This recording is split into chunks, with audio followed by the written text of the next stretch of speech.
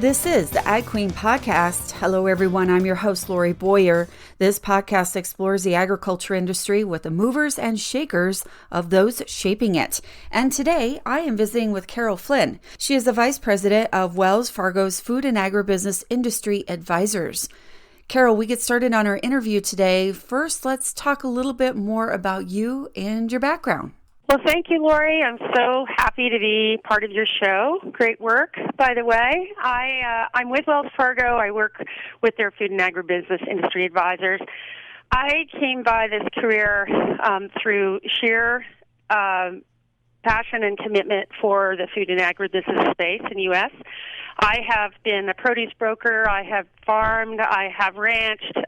I have done business development in ag trucking, and one of the most important jobs I had was as an entrepreneur doing innovation in ag for Western ag specifically.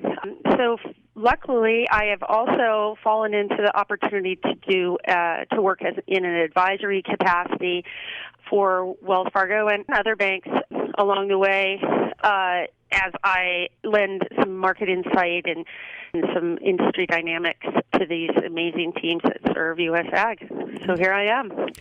I don't know very many banks who have separated departments like that, especially one dedicated to food and agribusiness. Tell us a little bit more about the food and agribusiness industry advisors part of Wells Fargo. Absolutely. Our team is really the secret sauce behind Wells Fargo's long-standing commitment to U.S. food and ag.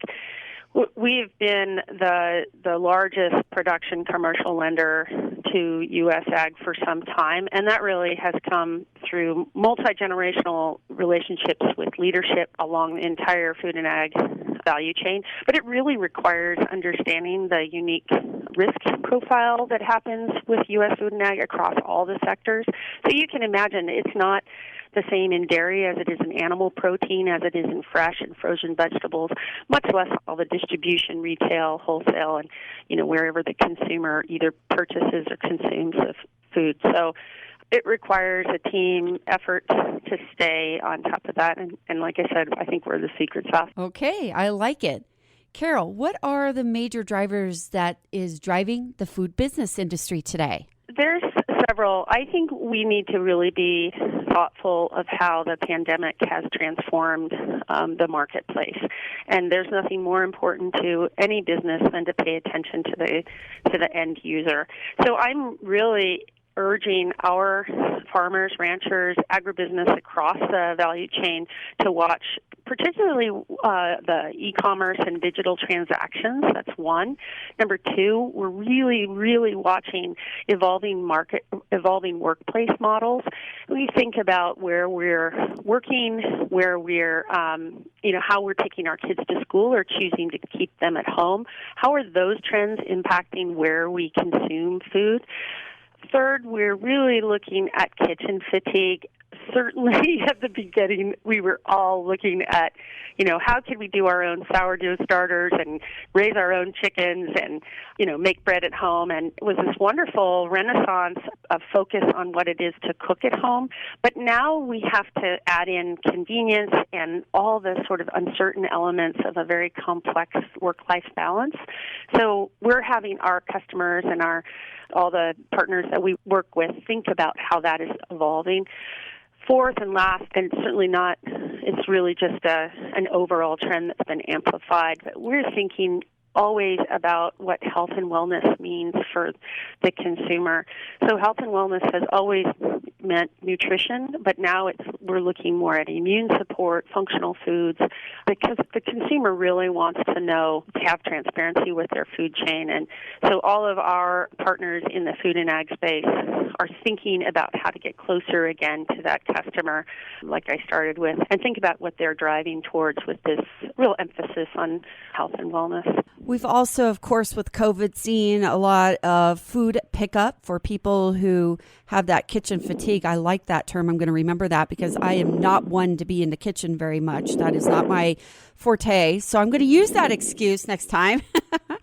But I'm curious, with the food pickup and delivery services that really got popular during COVID, and I'm still seeing a lot of, will online ordering and pickup continue? And how do you think that will evolve?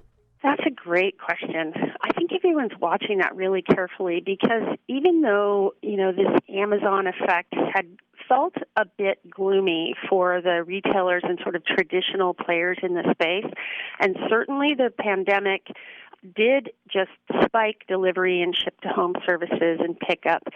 I think what we've seen just as this little fallback into higher vaccination rates and a little better sense of comfort, the digital transactions were not the death of the retail experience.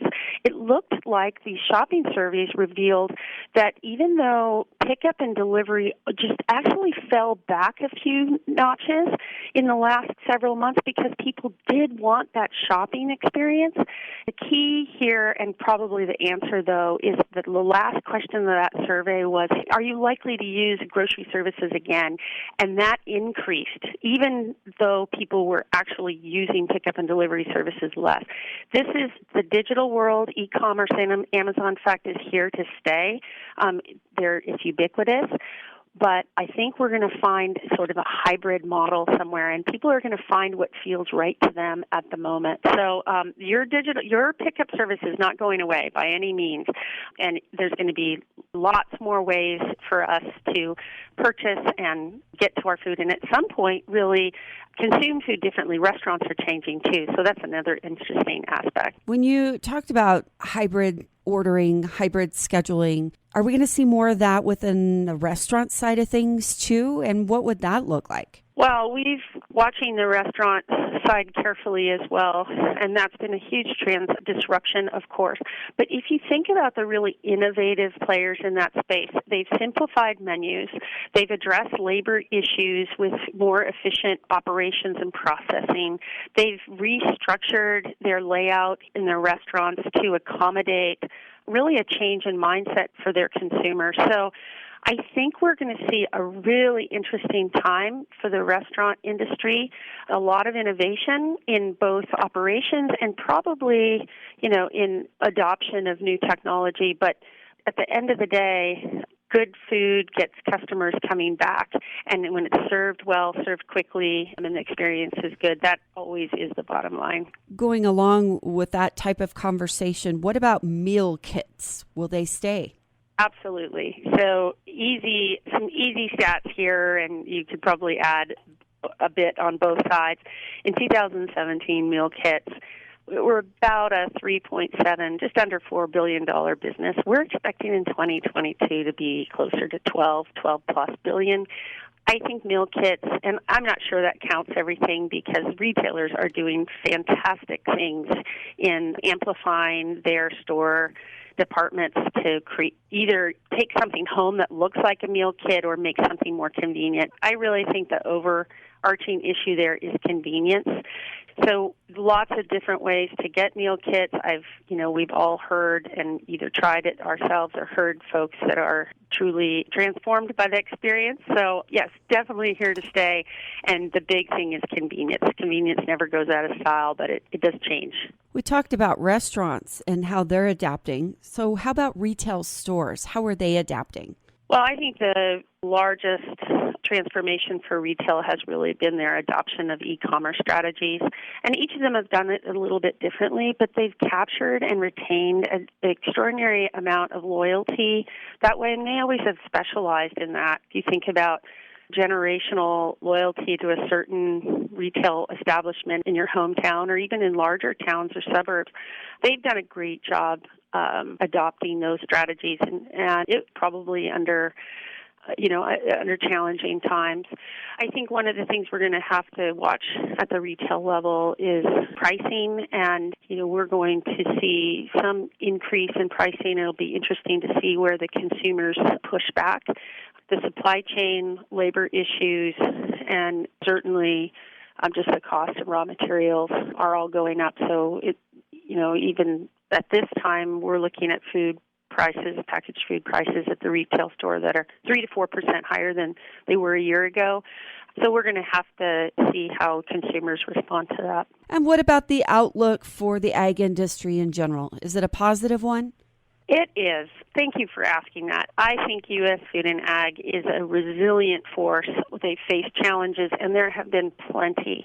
We can name quite a few of them right now, especially in these times where transportation and labor and supply chain are really punishing margins. But this is a resilient industry across the sectors and across the scope of the value chain, and we're very optimistic about continuing to partner with U.S. Food and Ag.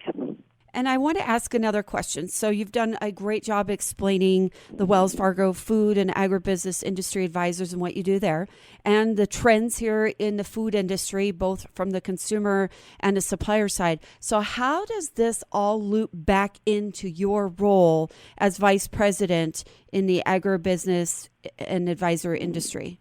Oh, thank you for asking. We have to stay responsive to the needs of our partners in the bank and to, most importantly, our consumers out in the real world. And so we're constantly looking for new and better research resources, opportunities to find metrics that are meaningful to our partners. And then, our superpower is our teamwork, because we have literally decades of experience on this team in each of these sectors I've talked about. Many of these challenges are not new, but maybe there's a new or an innovative way to address a challenge. We never get complacent. Anything else you want to mention here today? Well, I think that at the end of the day, I'd really want to emphasize resilience on all fronts. This has been a very uncertain time for the U.S., and food and the business of food is at the center of all of our lives. So, I think it's been a tremendous opportunity to celebrate resilience of all of us, and certainly I'm thrilled and grateful to be part of this industry and Wells Fargo. Thank you so much for taking the time for us today. I want to thank my guest for joining me here today, Karol Flynn. She is the Vice President of the Wells Fargo Food and Agribusiness Industry Advisors. And that wraps up this edition of the Ag Queen podcast. I'm Lorrie Boyer.